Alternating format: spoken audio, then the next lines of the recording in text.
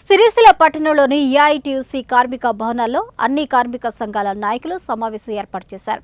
ఈ సమావేశానికి జిల్లా ఏఐటీయూసీ నాయకులు వేణు అధ్యక్షత వహించారు. ఈ సందర్భంగా వేణు మాట్లాడుతూ మూడవసారి అధికారంలోకి వచ్చిన బీజేపీ పార్టీ కార్మిక హక్కులను కాలరాస్తుంది అన్నారు. 44వ కార్మిక చట్టాలను 4 గోడలుగా విభజించి దేశ కార్మికులను బానిసలుగా చేసే ప్రయత్నం చేస్తున్నారంటూ విమర్శించారు. ఈ నూతన కార్మిక చట్టాల వల్ల కార్మికులకు కనీసం సమ్మె చేసే హక్కు కూడా ఉండదని, పనికి సరిపడా వేతనం అడిగే హక్కు కూడా ఉండదని ఆవేదన వ్యక్తం చేశారు.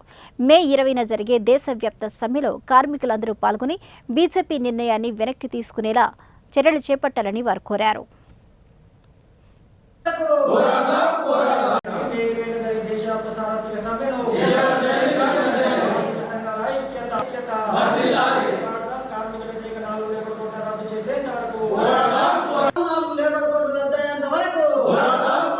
మే 20వ తేదీన తలపెట్టిన కేంద్ర రాష్ట్ర కార్మిక సంఘాల ఐక్య వేదిక ఆధ్వర్యంలో దేశవ్యాప్త సార్వత్రిక సమ్మె గురించి ఈ రోజును రాజన్న సిరిసిల్ల జిల్లాలో అఖిలపక్ష సమావేశాన్ని నిర్వహించడం జరిగింది. కేంద్రంలో బీజేపీ ప్రభుత్వం అధికారంలోకి వచ్చిన తర్వాత కొట్లాడి సాధించుకున్న 44 చట్టాలను బ్రిటిష్ హయాంలో స్వాతంత్రం రాకముందు కూడా అనేక కార్మిక చట్టాలను సాధించుకోవడం జరిగింది. అవి కాగితంలో పెద్ద పుల్లిలాగా ఉన్నాయి కానీ కార్మికులకు ఏమాత్రం ఉపయోగపడలేవు.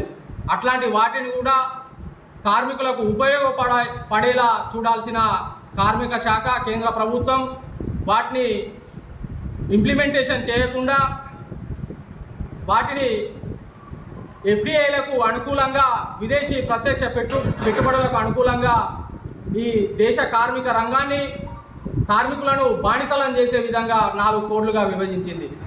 మరి రైతులకు కావచ్చు, జస్టిస్ స్వామినాథన్ కమిషన్ చెప్పినట్టు పెట్టుబడిలో 50% అదనంగా చేర్చి వాళ్లకు మద్దతు ధర ఇవ్వాలని, మరి అనేక సంక్షేమాలు చేస్తున్నామని చెప్పి నూతన కల్లాల ఏర్పాటుకు నిధులు సమకూరుతున్నప్పటికీ వాటిని ఏర్పాటు చేయకుండా, మద్దతు ధర ఇవ్వకుండా రైతు ఎక్కడ పడితే అక్కడ పంటను అమ్ముకోవచ్చు అని చెప్తా ఉన్నారు.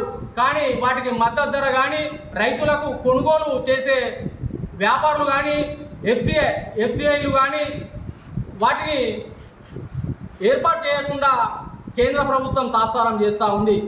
దానిపైన నిరసన తెలపాల్సిన అవసరం ఉంది.